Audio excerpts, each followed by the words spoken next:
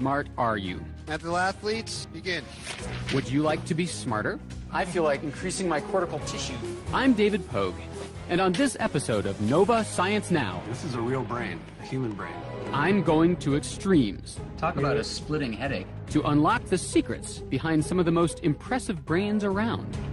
From perhaps the greatest mind of the modern age, there's not one brain that has the same anatomy as Einstein.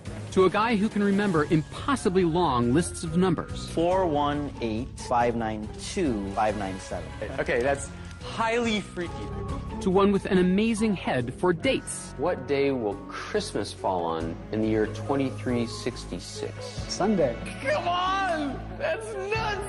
What makes their brains so special? Wait, are you saying that you can tell stuff about a person's brain by the outside? Yes, and in the case of Einstein, one's definitely able to do that.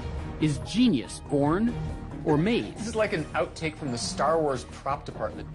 We're diving under the hood. This slice here comes right across the top of his ears. And revealing new evidence of what it means to be smart. We can now evolve the definition of intelligence. And what you can do to improve your brain power. What does this mean? I'm going to find out how smart can we get. Up next on Nova Science Now. Have you ever wondered why some brains are smarter than others? Or if there's a way to get smarter yourself? I'm David Pogue, and I'm on a quest to explore the upper limits of brain power. To start, I want to check out one of the smartest brains that ever existed, Albert Einstein's.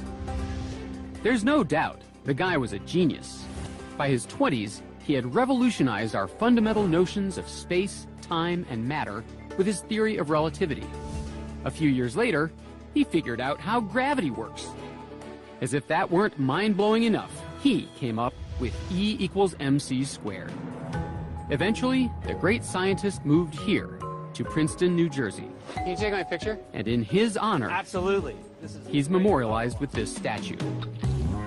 Not only that, there's a shrine dedicated to him in the back of a local clothing store. Next, you're going to tell me there's a Kennedy memorial behind the deli. But what most residents don't know is that hidden inside this hospital is one of the best kept secrets in America. Over there. Albert Einstein's brain. Einstein's brain, the brain of the most famous scientist in the world, is in there, and they won't let you in to see it. It's been there for a dozen years. I'm unable to get access to it. It is a very bizarre story. Neurologist Fred Lepore would love to get his hands on it.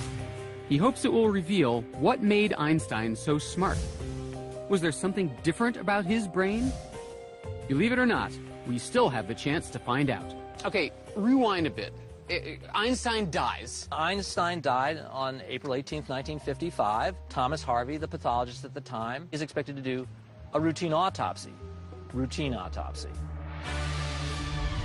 But instead, what Thomas Harvey, the doctor performing the autopsy, decides to do is anything but routine. Without consent from Einstein's family, he decides to remove the brain. So the doctor on duty, not his partner, not his brother, took the brain and basically kept it? Yes. And started to study it? Yes. Harvey takes dozens, possibly hundreds of photographs, knowing what's coming up next. Because he's about to take the step you can't turn back from. He begins to dissect it over the next few days into 240 blocks. When you say a block, you mean a little cube of Albert Einstein's brain? Yeah. I can show you some if you care to see. You can get in there? I have pictures. These are the 2 glass cookie jars. We believe they hold about 180 blocks, although they weren't counted. You're talking about blocks of brain? Blocks of brain. Those things that are sort of that yellowish putty color are sections of brain, and each section of brain is surrounded by gauze. If you had all the access you wanted, you would find out, what, that he was a genius? You might find out he has some circuits that are different. Is it standard issue, or did Einstein really have a freakishly different brain? It becomes Thomas Harvey's life mission to find out.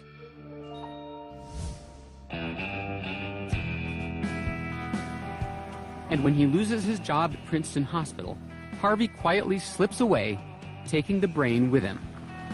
Can you imagine what the TSA would have said about his carry-on? Sir, can you step over here? He travels to the Midwest. Wherever he moves, so goes the brain. From time to time, he sends chunks of it to researchers he deems worthy. Then, in the 1990s, he sends several chunks and some of his photographs to Canadian neurologist Sandra Whittleson. Whittleson has one of the largest collections of brains in the world, kept in this walk-in refrigerator. Thomas Harvey realized that because I had a large brain collection, it would be a good comparison for a case study of Einstein's brain. Harvey gives Whittleson a few select chunks, but it's in a handful of photographs that she finds the most valuable clues.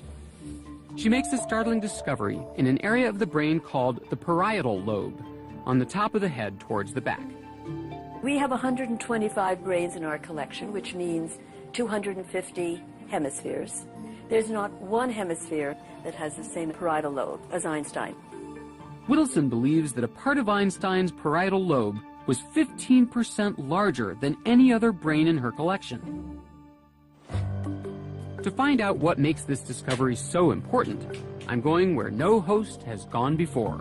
With the help of pathologist David Zagzag and neurosurgeon John Golfinos, I'm taking a little brain tour. So, gentlemen, can you certify this is no plastic model? This is a real brain, a human brain. May I touch the brain? Very gently. Oh, wow. It's cold, rubbery, and it's clammy, and it's got a weird consistency.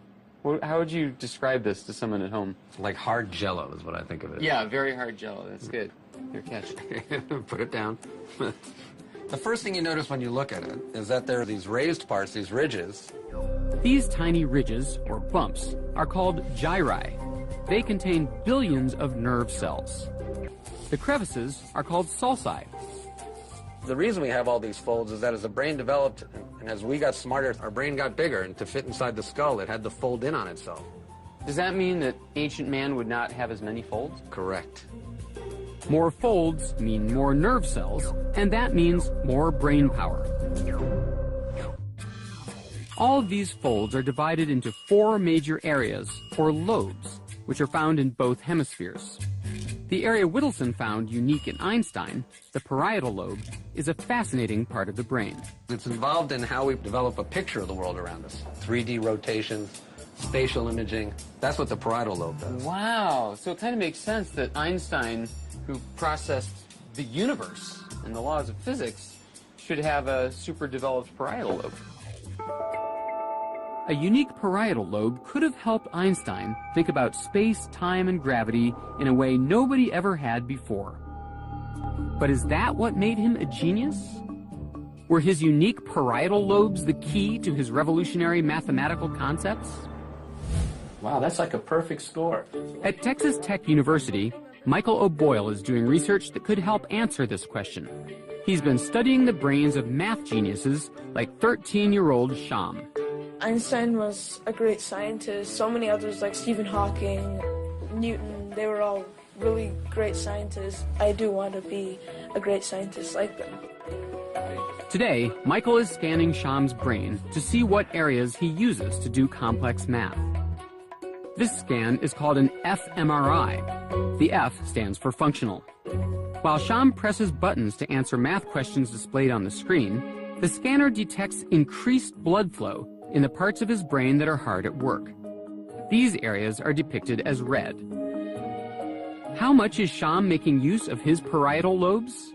It turns out, a lot. He is relying on parietal areas to determine these mathematical relationships. That's characteristic of lots of math-gifted types. In fact, in a recent study, O'Boyle found that while solving math problems, math-gifted kids have 5 to 6 times more neuron activation in these brain regions than the average kid, especially here in their parietal lobes. But is there more? My quest to find out takes me to Santa Fe, New Mexico, to learn what anthropologist Dean Falk has discovered in Einstein's brain. Dean is a leading expert in the study of primate brains. Her specialty? Analyzing the meaning of those bumps and folds on the surface. Wait, are you saying that you can tell stuff about a person's brain by the patterns of the folds on the outside? Yes. And in the case of Einstein, one's definitely able to do that to some extent. While looking at Whittleson's photographs, Dean makes a surprising discovery in another area of Einstein's brain, the frontal lobes. Doctors, talk to me about frontal. So these frontal lobes are really involved in almost everything we do, making us who we are. Behaviors, planning, understanding what we're going to do next, staying organized, and they're really what make us human. They're very important, so I was curious to find out exactly what Dean discovered in Einstein's brain. So in looking at these photographs, something jumped out at me. I noticed a particular feature in the frontal lobe on the right. I've got a K on it here. That stands for knob. And would you like to know what part of the brain that controls? Why, yes, I would. Well, it's right in front of, give me your hand, it's this. If you wiggle your fingers. Yeah. You are using this general area. It's the motor cortex for the left hand. So this area here on the back of my right frontal lobe is controlling my left hand. Yes. And in the case of Einstein, it was greatly expanded and formed this knob here. It's this shaded area. And if you'd like to see on the brain, I'll show you where it would be if it were expanded in a human brain. It'd be right about here, but notice this human doesn't have this knob. And it turned out that I've just read this study that talks about that knob and what it means. This study reported that musicians who learn how to play a stringed instrument in childhood develop the same shape in exactly the same place. So I was surprised to see this in Einstein, and it fit, because in fact he took violin lessons as a child for years and years and years. Dean does some digging and discovers this. When he was stuck on a physics problem, he would go into his kitchen and pick up the fiddle and play it to relax, and he would suddenly get an answer to a physics problem that he'd been working on. Wow. Einstein is reported to have said, "The theory of relativity occurred to me by intuition, and music was the driving force behind that intuition." Einstein may have been born with extraordinary parietal lobes, but without his love of the violin, would Einstein have become Einstein? Einstein had the experiences in his life which allowed him to put to use a great brain. So both nature and nurture were really important for Einstein. With all this talk about brains, I was dying to find out more about my own. So I had some scans taken that show the surface of my brain and brought them to Dean to analyze. I don't suppose it's too much to ask if I have anything in common with Einstein. Well, very interesting question. Lo and behold, the same studies that show violinists develop a knob on the right side of their brains show that pianists develop something similar on the left. I've been told that you do play piano. Yes. And I want to ask you, have you done this a long time? Did you take, since I was a kid. How long? I started when I was 9. In fact, the piano is a big part of my life. I played through college, on Broadway, and I still play today. Well, I'm not surprised because this configuration fits with the findings of the study. I've developed an enlargement right here in my motor cortex on the left side of my brain, just as many other pianists do. So I have reshaped my brain through piano lessons. That is a reasonable hypothesis. But enough about me. Let's get back to Albert. What the heck happened to his brain? Before Thomas Harvey died, he returned those 2 cookie jars containing Can handle anything. We put them to the ultimate test. Dads, alone with their babies, at nap time, after a very full feeding.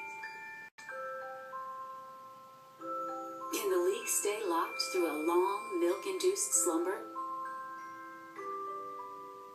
No leak too. Grab a dad and see for yourself how, compared to Pampers Baby Dry, Huggies all-new Snug & Dry stops Here, leaks better. Princeton Hospital, which has refused access to outsiders like Fred Lepore. But recently, Fred got his hands on these. long-lost photographs of Einstein's brain, which Harvey's family donated to the National Museum of Health and Medicine. So we have these newly emerged photographs of Einstein's brain. They've Really? been lost to science since 1955. No way! In analyzing them, Dean found several more unusual features in Einstein's brain, but the most surprising was in a different part of his frontal lobe. So I want to show you one of the most significant features. We have a frontal shot of Einstein's brain. Full frontal. Full frontal.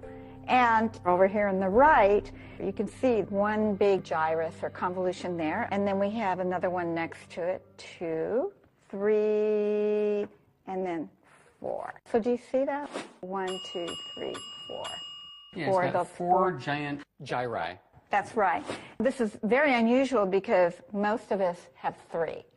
So Einstein's brain has 4 big ridges on the front right side, and Yes. most people have 3. Correct. So does that mean anything? Does that make him smarter? Does more surface area mean more cognition? Well, we can only speculate, but this part of the brain is called prefrontal cortex, and it's involved in higher cognitive functions. Wow. Including remembering things, keeping them online, and my favorite, daydreaming and planning the future.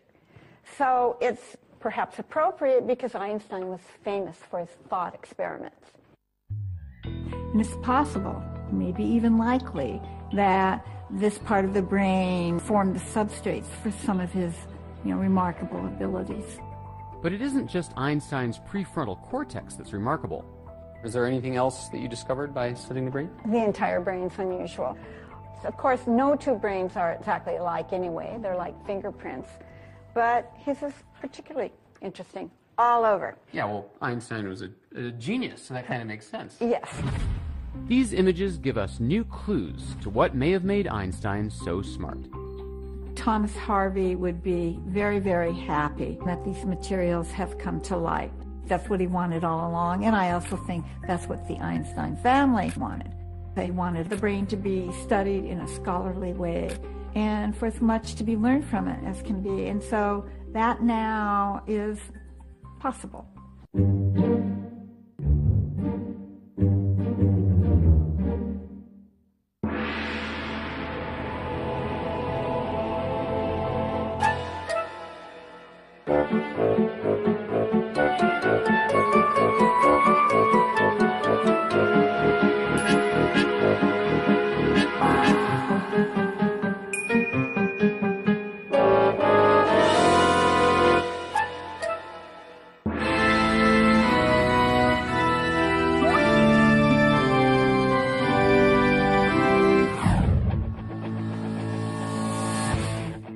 Being smart involves many skills. Among them, how important is memory? To find out, I'm here at the U.S. Memory Championships. We have 5 minutes. Mental athletes, begin. First round, memorize 500 numbers in order in just 5 minutes. Trying to remember more than 20 makes my head spin. Nelson Dellis, a previous champion, memorizes 303 of them, making him the winner of this round. Oh, come on! It's rigged! It's stacked against people with bad memories.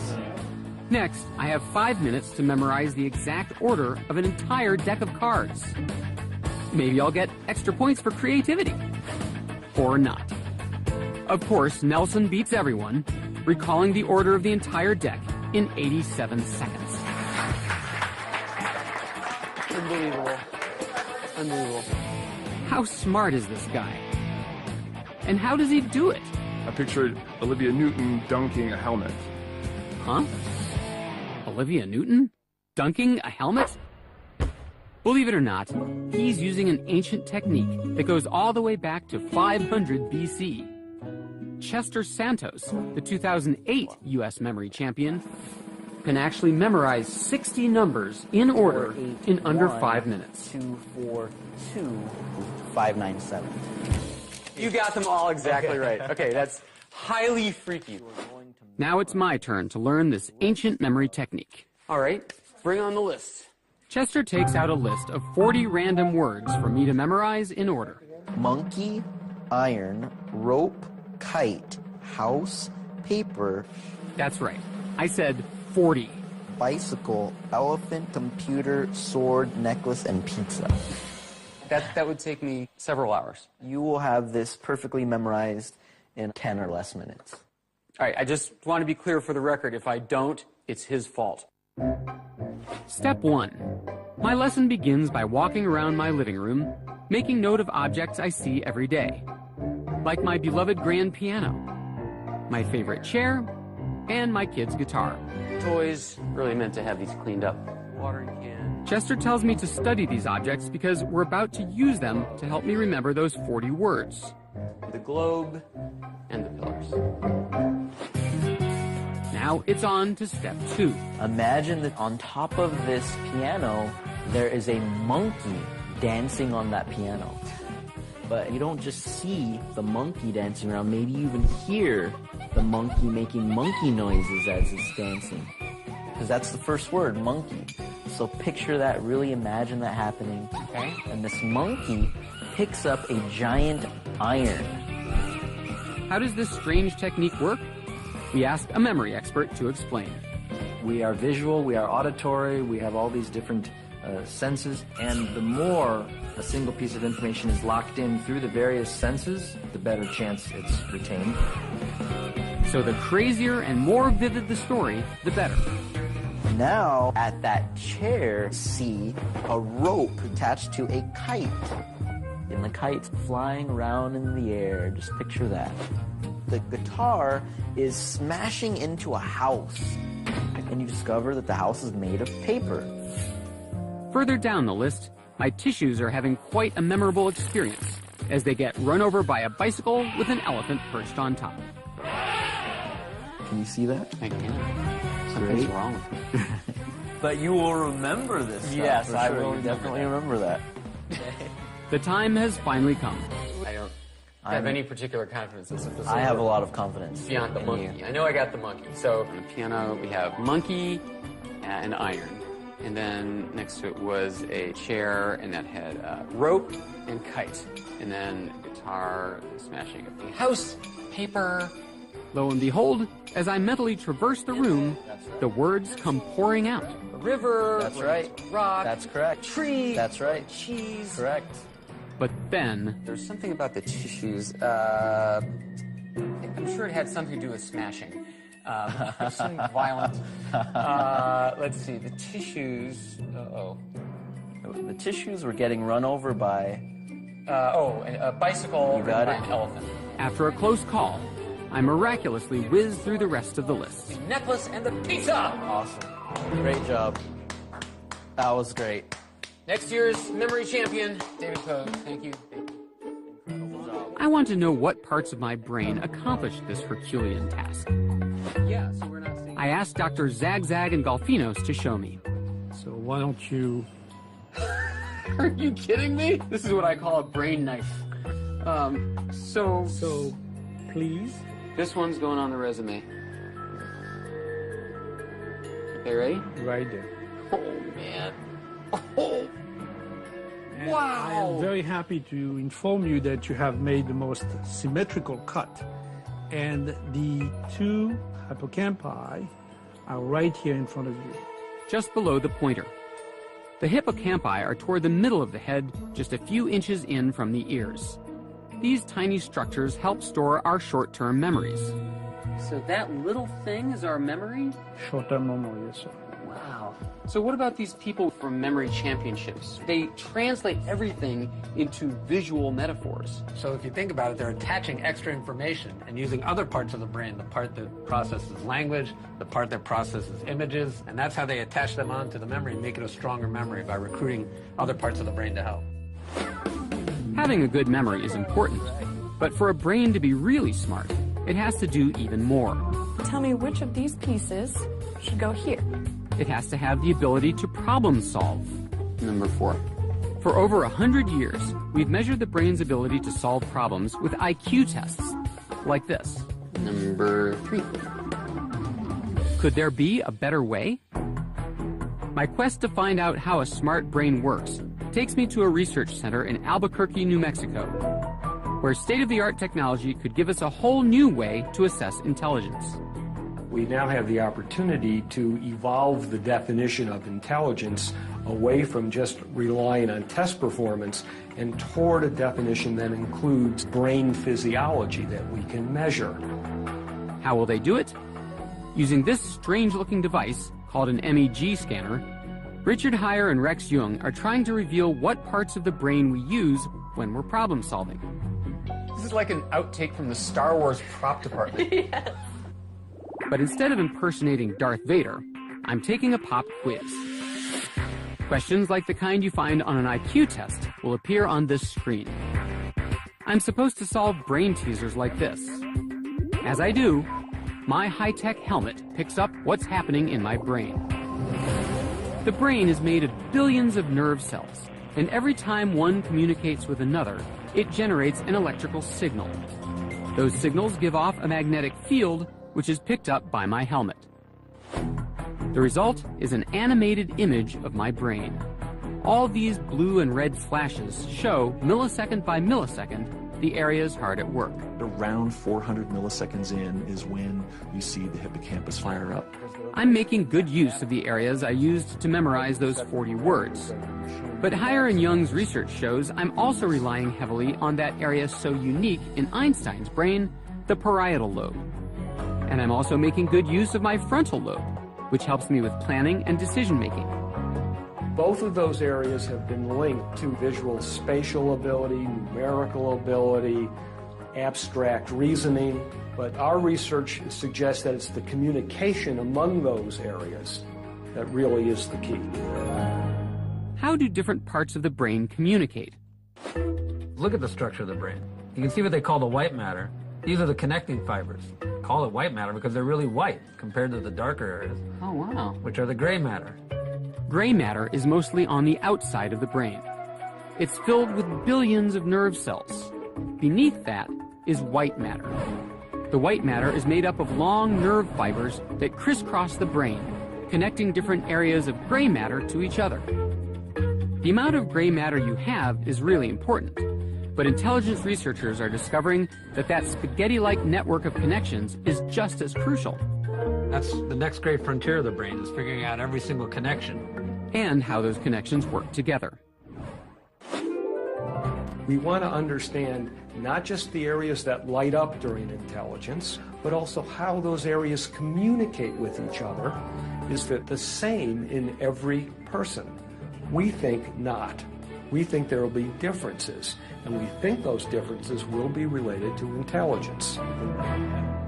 Richard Heyer and Rex Jung are just beginning to unravel the secrets to how an intelligent brain works. But until they can solve this mystery, I'd like to know if there's a way you can make your brain smarter. You might be surprised at what the good doctors order.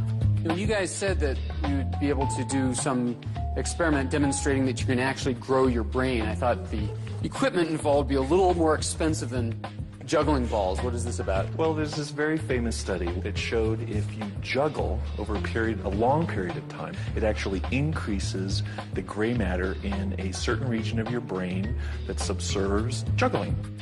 Not only can you increase your gray matter, recent studies show you can increase your white matter too. Well, I don't know about you gentlemen, but I feel like increasing my cortical tissue. Let's juggle. Let's give it a try. I don't actually know how to juggle. I can do two pretty well. Does that count? Ladies and gentlemen, you are witnessing for the first time on television the growing of my brain. I can feel it growing! I'm gonna look like an alien in 20 minutes. Oh, wow! If you want to know how can you make your brain work better, use it or lose it. And use it to learn new things, like juggling. So remember, learn something new and you too can grow your brain power.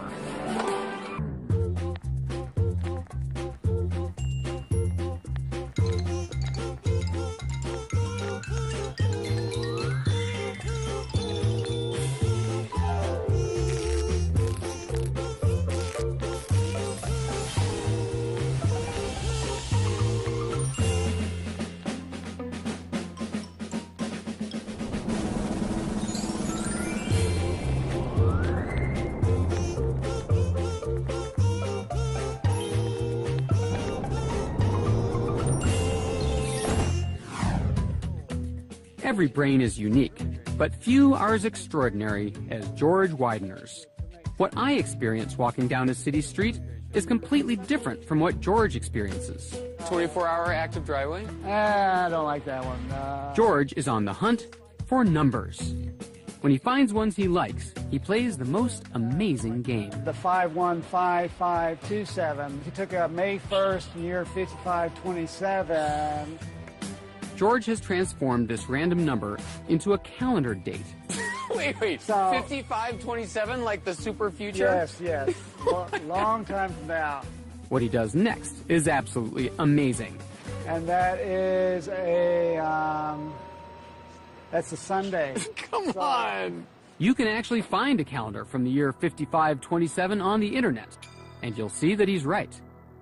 George is what's known as a calendar calculator.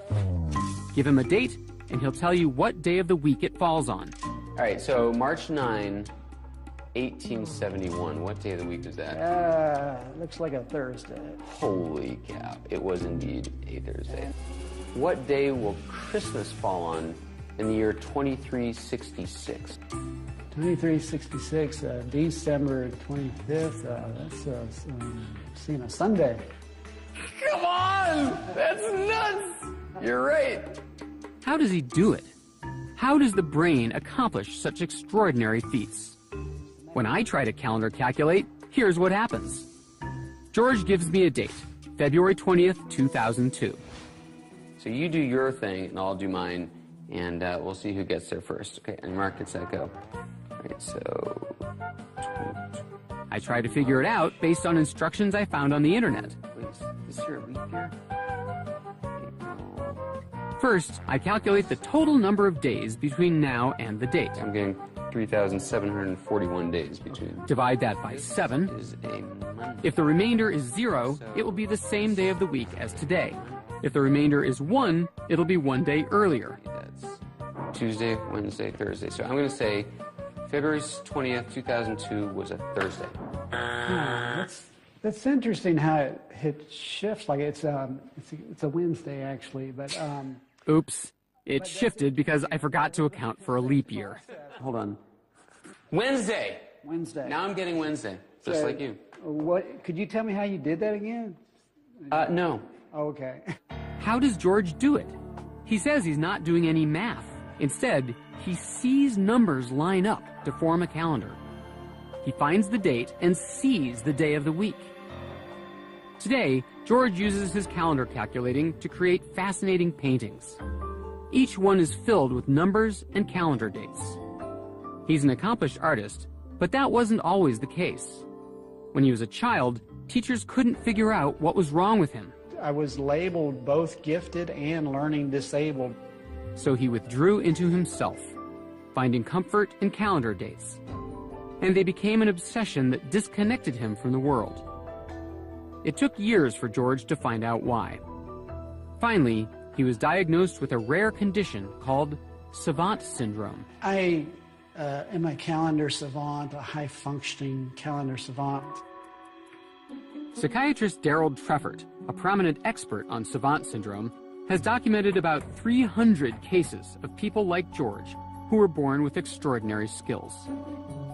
In the process, he's also found around 30 truly bizarre cases where people were transformed into savants, seemingly overnight. These are people who have an injury or a disease, and all of a sudden some ability cascades forth, which was never there before. He calls them acquired savants, and they represent some of the most Outsiders can handle anything. We put them to the ultimate test. Dads, alone with their babies, at nap time, after a very full feeding. Can the leak stay locked through a long, milk-induced slumber? Grab a dad and see for yourself how, compared to Pampers Baby Dry, Huggies all-new Snug & Dry stops field leaks of brain science. One of them is Derek Amato. He became a pianist after a severe head injury. So let me get this straight. You dived into a swimming pool and hit your head on the bottom. You came to a week later, and what? Derek started to suffer from headaches and memory loss that still plague him today. But then something unexpected happened. Barely a week after the accident, he was hit with an uncontrollable need to play the piano. He sat for hours playing this melody over and over again.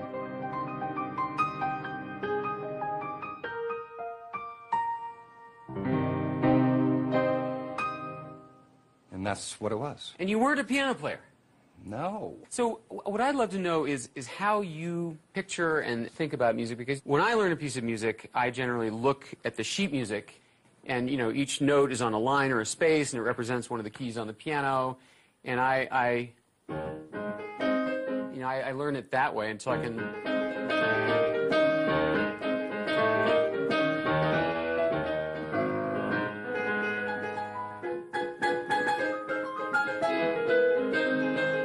So that's all written out by the composer, specifically? That would take me a year to learn, maybe 5. Wow, so do you read sheet music? No, I see blocks. I see these black and white squares nonstop. These blocks tell his fingers how to play that melody. Something kind of miraculous happened to your brain when it hit the bottom of the pool. Right. But what? Why do people like Derek develop savant-like abilities after a head injury? And why are some people, like George Widener, the calendar calculator, born with them? So if you could just follow me into the room. All right. Clues to solving this mystery may be hidden in George's brain. For the last few years, neuroradiologist Joy Hirsch has been studying it with an MRI scanner. What we're seeing is the structural pictures of his brain. It looks to a layman just like a normal brain. Well, it looks to a scientist and a neuroradiologist like a normal brain as well. Today, Hirsch is probing further. She's taking fMRI scans of George's brain. This scan detects increased blood flow in the areas of his brain that are at work. And this is George's brain when he's calendar calculating. What we're seeing here are 2 slices of George's brain. So here on George, this slice here, so this slice here comes right across just about the top of his ears. And this slice here comes right across the top of his head. Here. And what's really interesting about this is that most of the activity, as you can see by the concentration of the yellow blobs, is on one side of the brain, and that's actually the left side of the brain. What does that tell you? What reaction do you have? Are you like, oh my gosh, or are you like, aha, just as I theorized? I mean, what? Well, this was a complete surprise because typical brains in any task are much more symmetrical. This is the fMRI of a typical brain at work. Both the left and right hemispheres show activation. But when George is calendar calculating, that doesn't happen. The activity pattern on the right side of the brain is very sparse in a way that might suggest some kind of shutting down of one side of the brain. So this is quite extraordinary. It is as if the tools of the brain that he needs to do that task become highly focused. That is, he uses very specific areas of the brain and doesn't use others. For a savant to have only one side working, well, to me, I would interpret that as saying the other side is shut off or isolated, and this side is using all of the available processing power of the brain, but only on 1 or 2 tasks, instead of the hundreds or thousands of tasks that the whole brain normally handles at one time. All that processing power is going into one little thing, calendar calculating. But how about people who suddenly develop savant-like abilities later in life? Like Anne Adams, an extraordinary case of a scientist turned painter. Over several years, while Anne was stricken with a rare brain disorder that slowly diminished her ability to speak, she simultaneously developed an obsessive need to paint, a need to make art that took over her life. She produced hundreds of paintings. Brain scans taken over several years give us a rare glimpse at what was happening in Anne's brain. In areas associated with speech, nerve cells were dying off. These areas are highlighted in blue. But in the areas highlighted in orange, something very different appears to be happening. The right posterior part of the brain, the part that's involved, we think, with production of art, is starting to remodel and rebuild. This loss of function in her language circuit accelerated the growth in her visual circuitry. I think the brain compensates for the loss. This is exactly what happens. As you lose one circuit, another circuit is turned on more of the time. It compensates and it develops new skills that allow us to cope. I showed Joy Hirsch Ann Adams' scans to see what she had to say. So it's a very interesting case where the balance of the brain was altered, and during the course of this alteration, the other side of the brain appears to have compensated with the emergence of new talents, almost savant-like. Wow. These functional brain scans are helping us decode the mystery of savants like George, and may help us understand how people like Ann Adams and Derek Amato can suddenly acquire remarkable talents. Thank you, man. Beautifully done.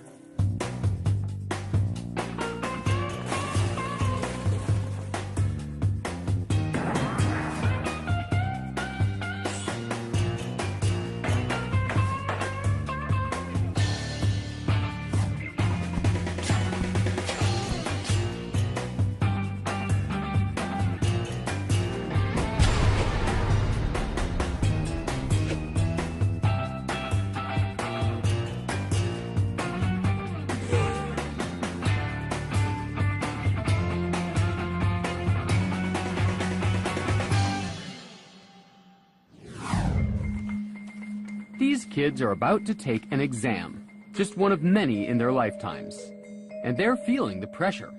It is one of the worst feelings in the world. American students take more than 100 million standardized tests a year. You start to panic. You start doubting yourself. But no matter how smart you are, sometimes even the brightest brains don't perform as they should. My stomach flips, and then I feel really sad. They choke under pressure. I usually freak out. Yeah. And it's not just in the classroom. I think anyone can choke under pressure. We've all seen it happen. From American Idol. Remember everything that I told you. That's ironic. To a spelling bee. I-N-S-I. All the great chokes have something in common. They've all failed to perform up to their best when the pressure is high. Rick Perry in the Republican debates of 2011. And the, what's the third one there? Let's see. And, of course, the sports choke. Like going for a crucial field goal that should be easy and missing. Whether you're an athlete or just a kid sitting for the SAT, choking can be devastating. It's one thing to have skill or the knowledge to perform well, but it doesn't matter how much math you know if you can never show it on the quantitative section of the SAT. But what if you could teach your brain not to choke? That's the goal of cognitive scientist Sion Beilock. Sion is figuring out how to train your brain to perform at its best even when the heat is on. Sion learned about choking the hard way. Soccer, I think, was my one really true passion. My name is Sion Beilock, and I'm a soccer goalkeeper. At 16, she was a star goalie in the Olympic Development Program. Then, one day, a national coach came to see her play. I knew he was there, and I knew that this might be my one shot. An offensive player came down the right side of the field and took a shot at the near post, which is the post you're supposed to be able to save the ball from. And it went right under my arm and in the goal. It went all downhill from there. And that was it. I was out of consideration for the national team that year. You know, I had that one shot, and I failed. It was a crushing blow. I just felt totally defeated. All the hard work I'd put into getting to the place that I was getting had just vanished in the blink of an eye. It was the middle of the game, and I wanted to walk off the field. So yeah, I choked. Soon after, Sion walked away from soccer. But when she went to college, she was determined to find out what had happened inside her brain on that fateful day. So she majored in cognitive science. One of the reasons I was really interested in cognitive science is that it seemed like it might be a window into trying to understand a little bit about how I performed. So people always ask me if I do me-search, right? And I think there's definitely a little bit of me-search to what I do. Sion wants to know what happens to our brain under pressure. And her research team has figured out the perfect recipe for high anxiety. What we do is we have these students come in and they do a block of math problems. They even make the math problems look strange to throw the students off. And then we give them a series of instructions that are really designed to create a very stressful environment for them. They put money on the line and tell the students that a partner is depending on them to improve their score. But if you can't improve, then you won't get this additional money, and neither will your partner. At this point, the students are really freaking out. And then, but to really make it a very, very stressful environment, we bring out a video camera and we put it right next to them. Do you see a red light? Then the students do a second block of problems. And it works. Most people, when they're in our stressful situations, really do feel pressure to perform at a high level. And as it happens, lots of people choke under that pressure. Usually they choke about 11 to 12% below their initial block of problems. So what's happening when they choke? Only the scanner can tell. We put people in this MRI machine. They're lying on their back, but they can see a computer screen and they're actually performing problems. They use a controller to give their answers. Then Sion's team makes them sweat. Finally, during this next set of problems, we're going to be videotaping your performance. Sion's theory was that these stressors were messing with the patient's working memory. It's a little different from short-term memory, which comes from the hippocampus. Working memory is your mental scratch pad that essentially allows you to work with whatever information is held in consciousness. And it involves the prefrontal cortex, which is part of the frontal lobe just above our eyes.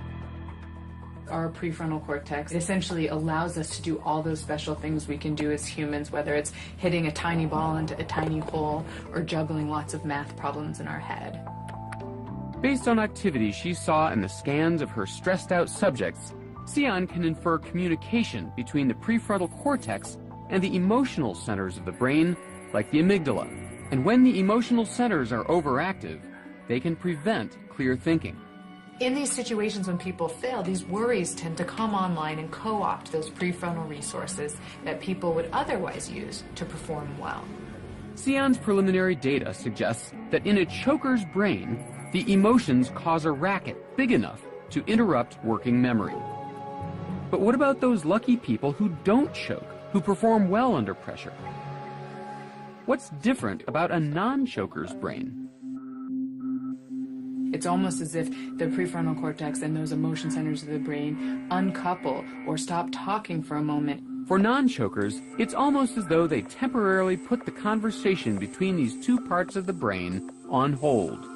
People who are less likely to choke essentially show less crosstalk. There's less of an opportunity for these worries to seep in and impact performance, and we think that these are skills that can be taught. High stakes in the class. Sion had a theory she thought could have a huge impact, and she set out to prove it. She went where the stress was boiling over, a high school biology exam. Just before the test started, Sion's team gave the kids an extra assignment. We came into the classrooms and asked all the students to either write about their deepest thoughts and feelings or sit there for 10 minutes. Sion knew from other studies that depressed patients who wrote down their emotions in a journal could break the cycle of negative thinking. But would it work for anxious test takers? And the idea is that if we have people journal before this important test, we might be able to help them succeed. The students poured out their deepest worries onto paper. Then it was test time. So how'd they do? Students who just sat without writing anything, on average, got a B-. But the ones who wrote got, on average, a B+. We boosted these students' scores over a half a grade point by just having them sit and write for 10 minutes about their thoughts and feelings about the upcoming high-stakes test. So what did the students write? There's millions of butterflies in my stomach. Breathe, breathe, I'm telling myself. So he starts out talking about how worried he is, and then towards the middle he says, as I continue to think about this final, I relax significantly. For those students with high test anxiety, journaling was a silver bullet. But why does it work? When people are worrying up under stress, it's almost like a computer with too many programs open at once. Sometimes everything crashes. And by writing down some of those worries, you're able to offload some of those programs so you free up resources to perform at your best. Journaling may help kids show how smart they are when it matters most. You don't have to be an Olympic athlete or sitting for the SAT to have these choking experiences. Whether you're interviewing for a job or just one of my favorite places where I often choke, parallel parking in front of your spouse, some of the same processes can drive that underperformance. What my work shows is that it doesn't have to be an inevitable phenomenon and that we can learn from those poor performances. And what if she'd never choked? I've thought about this idea. Maybe if I hadn't choked in front of the national coach, I would have gone on to play in the Olympics. But I'm happy with all the lessons I learned from that experience, and I think I've been able to take some of them and use them in my new life pursuits.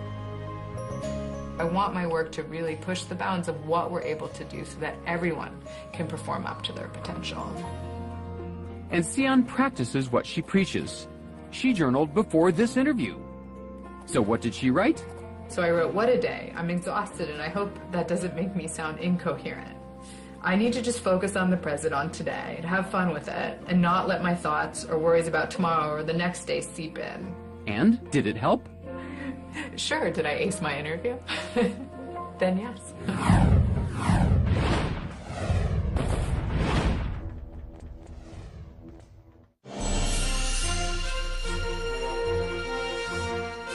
He was a master builder, a rebel and a worshipper of nature. Explore the legacy of Frank Lloyd Wright and get to know the man and his buildings on Sunday night at 9. Next tonight we enter The Real CSI.